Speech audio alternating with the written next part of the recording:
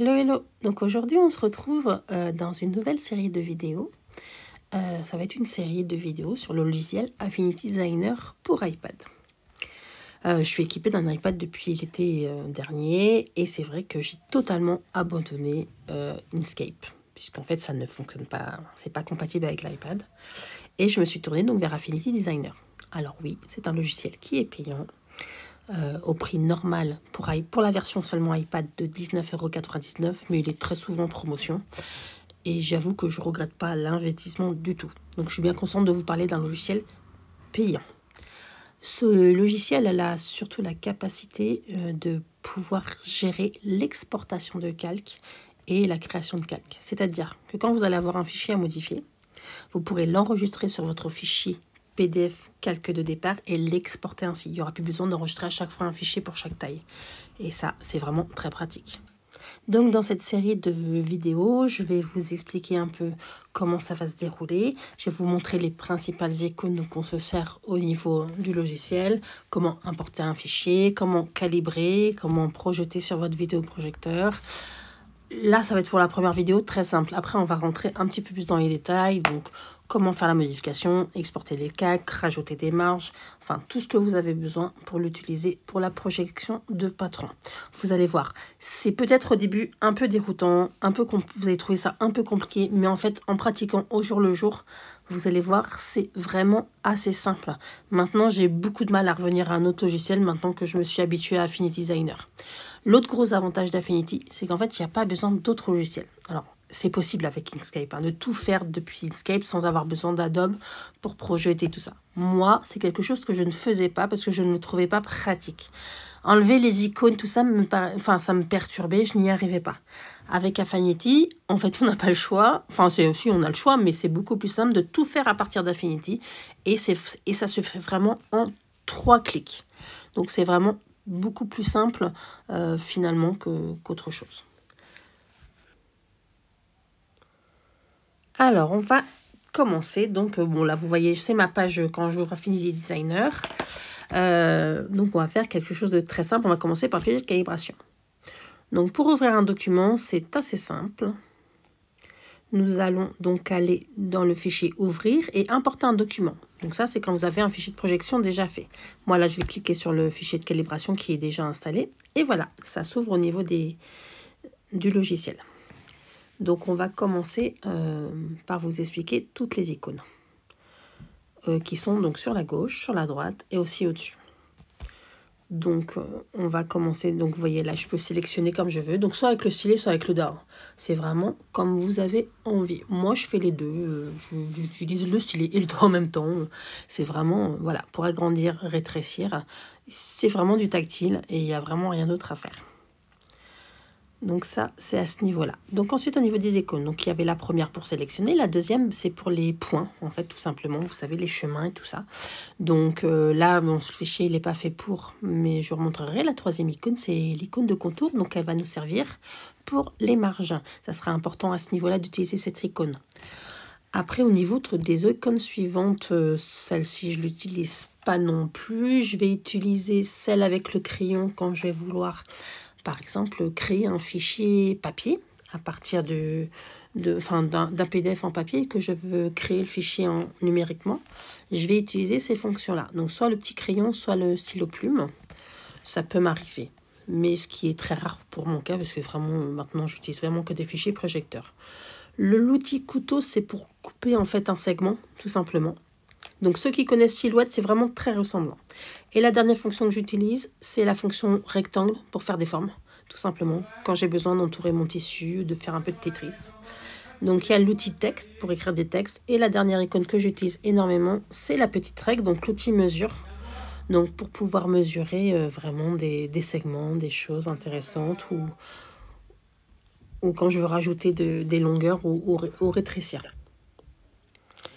Donc ensuite, au niveau des icônes de gauche, c'est fait. Nous allons passer aux icônes sur la droite. Donc c'est vraiment ces icônes-là que j'utilise vraiment le plus souvent. À gauche, c'est vraiment spécifique. À droite, c'est ce que je vais utiliser à chaque fois. Donc on va commencer avec la première qui est en fait les couleurs, le changement de couleur. Donc pour le rond en plein, c'est pour le fond. Et celui-là qui est un peu détouré, c'est pour le contour. Donc, ça va me servir. Le deuxième icône, donc c'est l'icône des traits. Donc, l'épaisseur, si je veux du trait plein, du trait pointillé. La troisième icône, ce sont les calques. Donc, très importante. On va s'en servir énormément au niveau du calque. Donc ensuite, dans les icônes suivantes, je ne vais pas les utiliser vraiment. Je vais commencer à les utiliser pour celle de la police. Et quoique, des fois je ne change pas, mais ça peut être assez intéressant.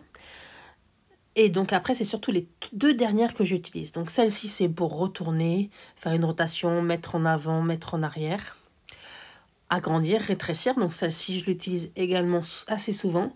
Et celle d'après, c'est celle que j'utilise le plus souvent puisque c'est l'icône qui va nous permettre de projeter directement en mettant notre taux de zoom et en le mettant en paysage, en portrait. Donc c'est cette icône-là qui va me servir le plus souvent. Donc on va ensuite voir avec le fichier comment on règle la calibration. Alors je ne vais pas vous montrer comment on fait la calibration parce qu'en fait c'est exactement le même principe que ce qui est déjà expliqué sur le groupe avec Inkscape. Donc moi j'ai déjà mon taux de zoom, donc je vais juste vous montrer comment je partage, comment je fais et comment je note mon taux de zoom directement sur mon vidéoprojecteur. Donc déjà, il faut que votre vidéoprojecteur intègre iOS Cast. La plupart le font et c'est noté de toute façon sur la notice. Donc vous allez faire défiler l'iPad sur la droite et cliquer ici sur les deux petits écrans recopie de l'écran. On voit tout de suite mon vidéoprojecteur et il suffit de cliquer dessus. Et on voit tout de suite, donc voilà ce qui se passe sur mon vidéoprojecteur. Donc là, j'ai cliqué sur mon vidéoprojecteur. Donc il faut un petit peu de temps pour qu'il trouve en fait la connexion. Et automatiquement, voilà, mon écran de l'iPad est recopié sur, sur ma table de projection. Faites pas attention à mon tapis, il est dans un état lamentable. Donc voilà, après je pourrais bouger. En fait, tout ce que je vais bouger sur mon écran, ça va se bouger directement. Il n'y a aucun temps de latence, comme on peut avoir sur un PC et en Wi-Fi. Il n'y a aucun temps de lag. Donc voilà, on est revenu là sur mon iPad. Donc ça, c'est bien connecté. J'ai juste à quitter. Et voilà. Donc comme je vous l'ai montré, ça se projette automatiquement et il n'y a vraiment aucun problème c'est des choses que moi qui m'embêtais beaucoup avec le PC, c'est que j'avais toujours un temps de décalage entre le fait que je bouge ma projection et ce qui arrivait réellement. Du coup, je passais très rarement en Wi-Fi, je me mettais soit en Chromecast où là j'avais pas trop de problèmes, ou sinon en HDMI, mais ça faisait encore des câbles un peu partout. Là, il n'y a vraiment aucun problème de latence entre... Donc voilà, il n'y a vraiment aucun problème de latence comme je le disais entre les deux. Donc là, je vais vous montrer comment on projette. Donc on clique sur l'icône de tout à l'heure que je vous ai expliqué. Moi, c'est facile. Mon taux de zoom, je le connais déjà. C'est 54,2. Donc je le valide et automatiquement, mon zoom est fait. J'ai rien besoin d'autre à faire pour pouvoir projeter directement sur ma table de coupe en fait. Et c'est ça qui est très pratique. Donc par contre, la seule différence, c'est qu'il faut absolument pas toucher à notre image sur le fond. C'est interdit parce qu'en fait, sinon, on va modifier notre taux de zoom.